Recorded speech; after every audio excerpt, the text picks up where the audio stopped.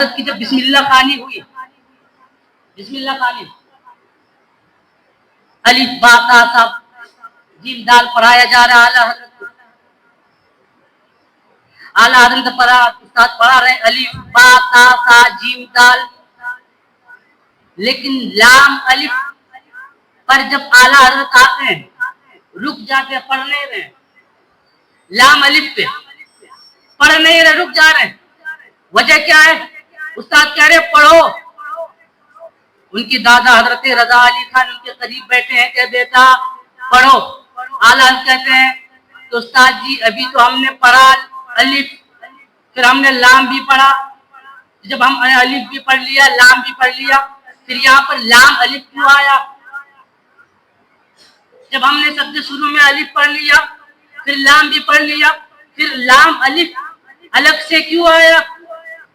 حضرت رضا علی خان کہتے ہیں بیٹا استاد سے اعتراض نہیں کرتے، جو بتایا جاتا وہ پڑھو۔ اعلیٰ حضرت نے پڑھ تو لیا،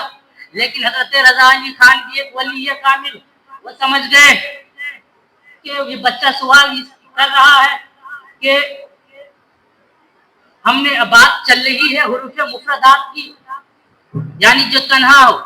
ایک ہو اس کو مفرد کہتے ہیں، الف ایک ہے، با ایک ہے، با الف مفرد ہے، با مفرد ہے، تا مفرد ہے، تا مفرد ہے، لام تک مفرد ہے، لیکن پھر لام الف اب یہ مفرد نہیں ہوا، یہ مرکب ہو گیا، مفرد نہیں رہا، مطلب اعلیٰ حضرت علیہ رحمہ اعتراض کر بیٹھے کہ بات چل رہی ہے مفردات کی، یہ مرکب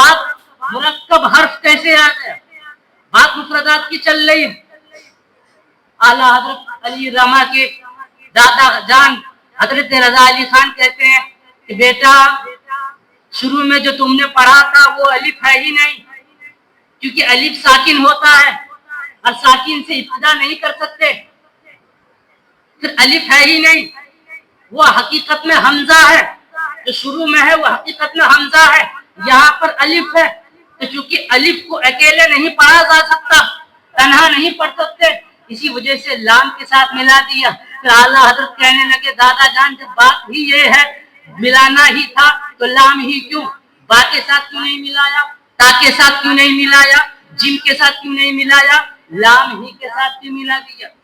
لام کے ساتھ ملانے کی وجہ کیا ہے؟ تو اب سنیے حضرت رضا علی خان کا جواب کہ بیٹا لام کے ساتھ اس لیے ملایا کیونکہ دونوں میں مشابہت ہے، الف اور لام میں ایسے مشابہت ہے کہ جب آپ الف لکھیں گے، الف اور لام ایک طرف الف لکھیں ایک طرف لام لکھیں تو صورتاً دونوں ایک معلوم ہو رہا ہے، دونوں ایک معلوم ہوں گے، ایک صورتاً ایک سیرتاً بھی مشابہت ہے۔ سیرتاً مشابہت یہ ہے کہ جب الف لکھیں گے لفظ میں الف یعنی حمزہ لام تھا تو بیچ میں لام آئے گا، اور جب آپ لام لکھیں گے لام الف زبر لا میم ساکن تو بیچ میں الف آئے گا، یعنی جب لام لکھیں گے تو بیچ میں الف، اور جب الف لکھیں گے تو بیچ میں لام آئے گا۔ حضرت رضا علی خان نے جواب دیا، حضرت اعلیٰ حضرت خاموش ہو گئے، ارے یہی تو وجہ ہے، اسی ذہانت و فطانت کو دیکھ کر جب حضرت اعلیٰ حضرت کے اس کلام کو داغ دہلوی کے سامنے پیش کیا گیا، ان کی مہتن دل کے گنچے کھلا دیے ہیں۔ جب ان کی اس بغرض اصلاح حضرت داغ دہلوی کے پاس پیش کیا گیا تو حضرت داغ دہلوی نے اس کلام کو پڑھا، کلام کو پڑھنے کے بعد یوں عرض گزار ہوئے، ارے اس میں تو کچھ اصلاح کے لیے کوئی چیز ہے ہی نہیں، بلکہ یوں کہہ دیا چونکہ اعلیٰ حضرت نے مقطع نہیں لکھا تھا، یہ کہہ ڈالا ملک سخن کے شاہی تم کو رضا مسلم جس سمت آ گئے ہو چلے بچھا دیے ہیں،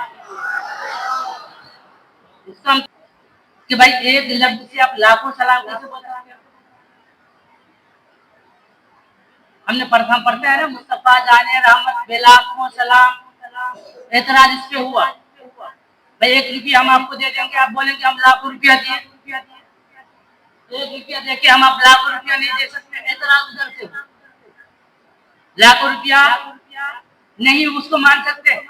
اعتراض یہ ہوا بدعقیدوں کی طرف سے